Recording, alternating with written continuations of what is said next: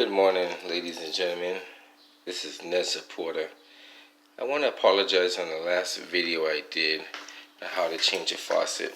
I mistakenly said that the heart is on the right and the code is on the left. But I was looking at it as if the faucet is facing you and you're the faucet.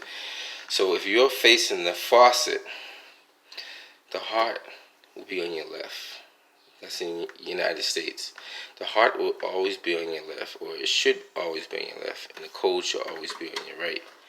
That was, after looking at my video, I saw that and I said, wait a minute, I made a mistake. And I should correct that because people need to know that. So looking at this faucet here, as you can see how you get the red dot?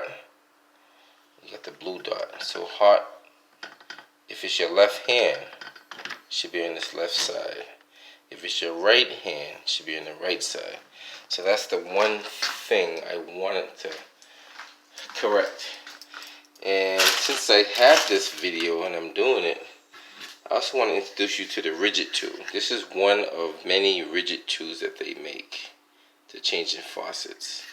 This side is usually for taking off those wings on the bottom of the faucet, which are these things here. So 9 times out of 10, these wings will fit. If you put it, it will fit in there, so you can turn it. That helps you take that off. That's the most important thing you need. You flip this over. This is a multi-tool here. This slot here will accept this nut. And this is usually the nut that's at the end of your supply line, or the nut that's the end of your flared fitting or your compression fitting. This is usually that nut. I think that's a 1/2 inch nut or 3/4 inch nut. I'm not sure on that. I could be wrong. I don't know the exact size on that. And now this has your other multiple tools that you can use. You may not use them, but it's good to have them. These are all different various tools that you find yourself using. I believe this is for the smaller supply line side, which that I believe is the 5/8 side.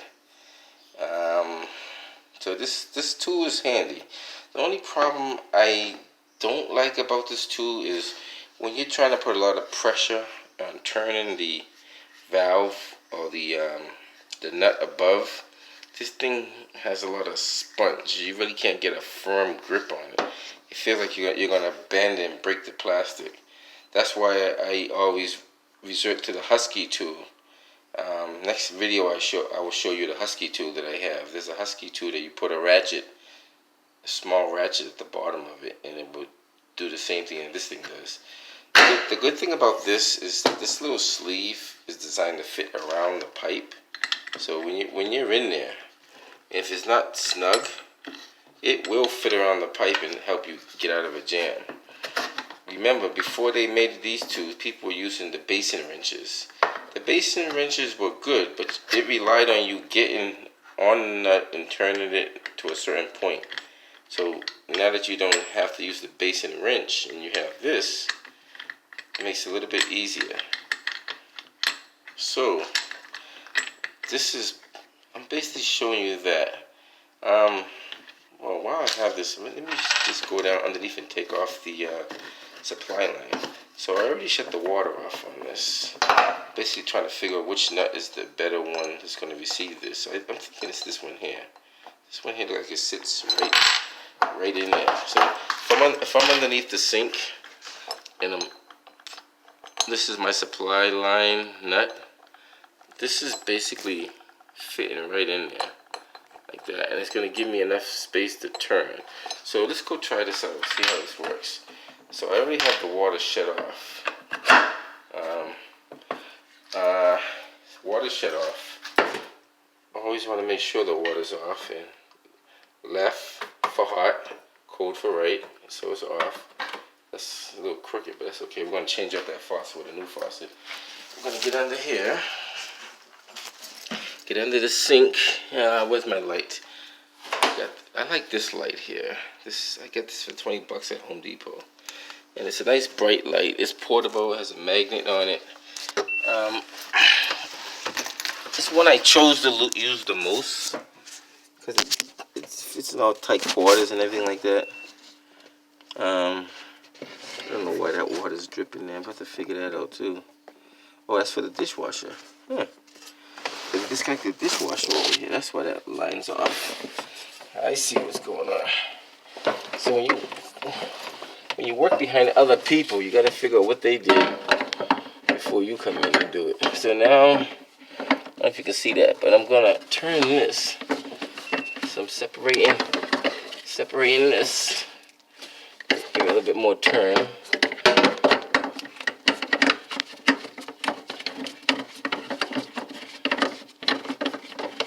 Now, once you get this off, and that came down, you just gotta kind of give it a little pull and just slide it to the side, just like that. Now the other one, the same thing. Put your rigid tool around it, get it kind of square right on it, turn it as much as you can.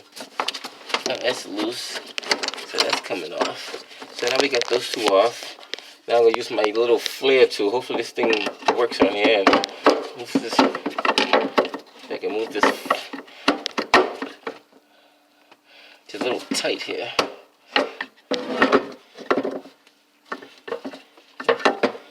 Let's see if we can get this thing to.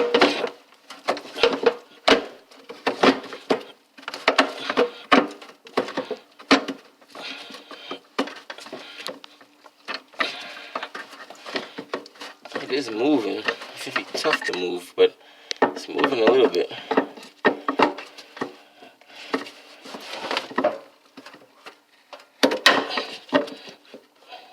Basically, I'm going to have to put some effort on that. So I'm going to basically stop at that right there, because this tool may not get those out the way I want to get them out.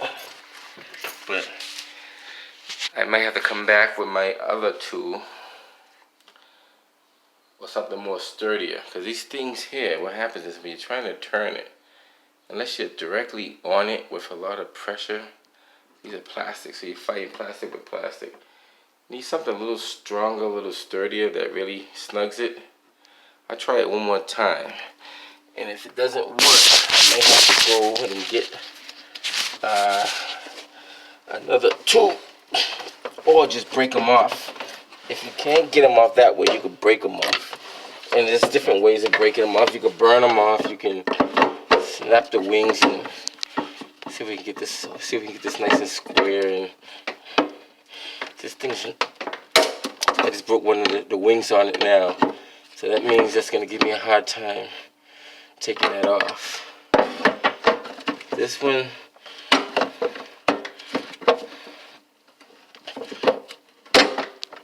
Yes, I'm gonna leave it at that for now. I might have to get my I might have to heat that up and break those off if they don't come off.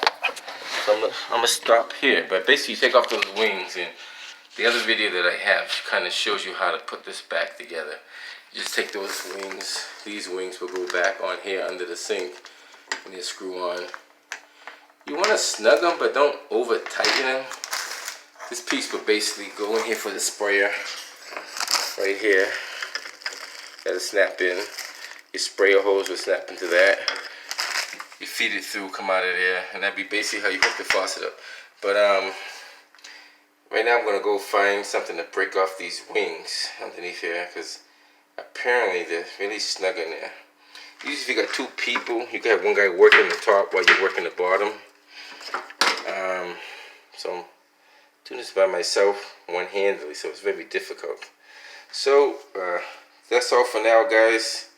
Until next time. But the main reason why I did this video is just to emphasize that hot is always on the left if you're looking at it. Cold's on the right. And I want to change or correct that before people seeing the mistake I made, and I shouldn't have made that mistake. Hot always on the left, cold always on the right. All right, take care, guys. Until next time.